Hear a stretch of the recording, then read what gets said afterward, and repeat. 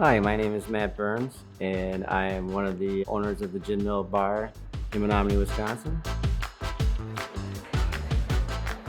My name's Moriel Washington.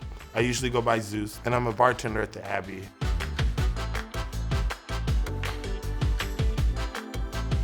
This is Co O'Neill. I'm currently a video production instructor at the University of Wisconsin Stout. We started the Gin Mill back in 2019. I started bartending actually 2019 we opened. I'd never bartended before. I've been bartending at the Abbey exclusively for almost 8 years. It would have been 2015 when I moved into town.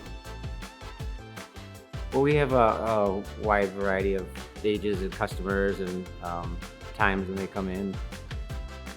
Older crowd usually comes between 4 and 8 o'clock. Then after that, I like to call it the fun crowd comes out, where you can turn the music up, but you can just, it's more of the college kid crowd. We have all demographics, everywhere from a person turning 21 to someone who's 64. We have a very much party aspect at night, but during the day, it's a very much chill, laid-back vibe. I moved to Menomonie in 1980.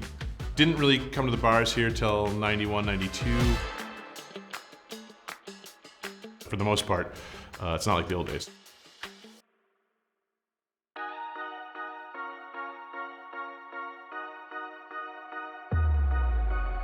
It has changed a lot, like crazy amount.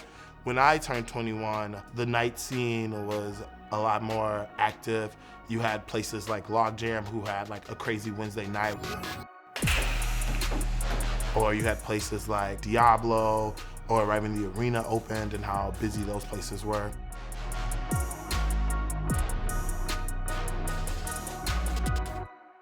The 80s was sort of the heyday of people thinking that, you think about movies like Animal House from late 1980, where it's basically just getting drunk and getting rowdy is hilarious. There were also a lot of sort of rough folks from kind of the rural areas. Those dudes would come downtown once in a while and just start trouble. And we were back for the weekend, playing pool at the pool table at the back of the Flame. And the Flame was not a nice place, but it also wasn't a rough house place. We're trying to play pool and he says, "Hey, I got next game." And we're like, "Oh, we got next game. Like our quarters are all right here and stuff." And I turned around to see him take a swing at my buddy. He had a bottle in his hand this way and he went like this. I grabbed him by the shoulder and he turned around and cocked his bottle and I just went like this. I hit him in the face and he fell down. And then the cops show up. We got the car, we got taken down to the police station. And then they said, "We take AAA." Pulled it out, the guy's like, "Okay," he just ripped my thing and we left. And that was it. That's my contribution to the justice system. I've had one time I've been kicked out of a bar in my whole entire life. I'm still ashamed of it. There's been a few times here where it has gotten a little out of hand, I guess. It was Halloween night. We had a gathering here. An individual showed up and was extremely intoxicated, who was not supposed to be here in the first place. I used to go around the pool tables and push all the balls in, and it was a guy there that wasn't a huge fan of me, so I made sure I pushed all their balls in, and he got in my face, and she kicked us both out.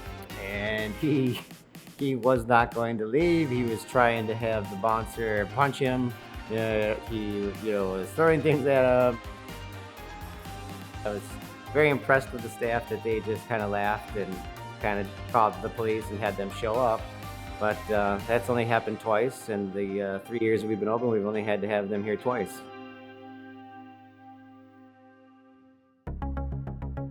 It used to be called the Tap. I'm not sure when they switched to the Waterfront. They had something called the Triple Cripple, where you paid $5 and then domestic beer was free, all you could drink. And then for 50 cents, you could get a shot of anything. And then for a quarter, you could get these drinks that came in 16-ounce plastic cups with ice. all the kids would suck those things back and you wouldn't notice it because vodka's sort of a neutral flavor anyway. And then they'd pass out and throw up. And my mother was the director of nurses at the hospital, which is basically the number 2, the patient care administrator. She took some city council members to the hospital at 2 in the morning, a Friday morning, and all it was children passed out and throwing up.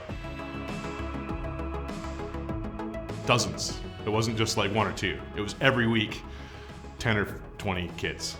Just like a parade of kids on stretchers getting their stomachs pumped because alcohol poisoning and whatnot.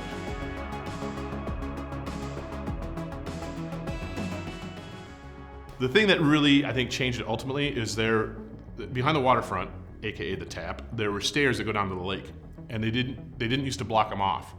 So kids would get hammered and then walk down the stairs and walk on the ice and goof around. And one kid decided he was gonna walk back to his house, and they found him the next morning frozen to death. That's when they shut it down finally. And they said, you can't do that anymore, you know? That changed, then the waterfront changed hands, and then it became kind of a classy joint. And even the college kids are, you know, much, I think, more sensible now than they were 20, 30 years ago.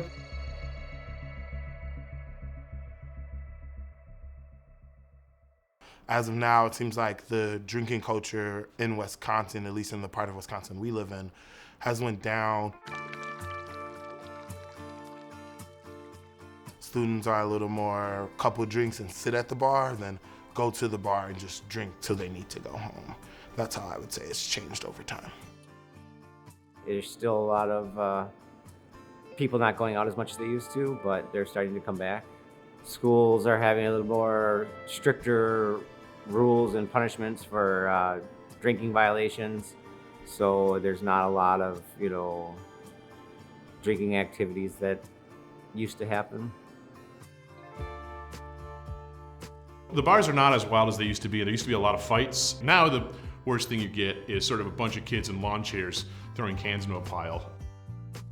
You literally will go to a bar at 1 in the morning and people are buzzed and they're having drinks and laughing and whatever, but nobody's falling down and throwing up. And they're playing Magic the Gathering at the table at the waterfront. So it's like, you know, it's just a completely different world. They are a gathering space, and it's either people go home and hole up, or they go to the bars and they get shit-faced. And it becomes kind of this part of the culture where alcoholism is actually part of the life. And here, you could see that kind of came up through the 80s, but it's matured past that, and now people have interests and things to do later. So the bars now are not something you do because there's nothing on television. It's actually a place to get together, see people you don't see very often. The small community. I'm not saying that drinking is all that you have to do, but it's nice to be able to get out and socialize and see different people that go to certain different places.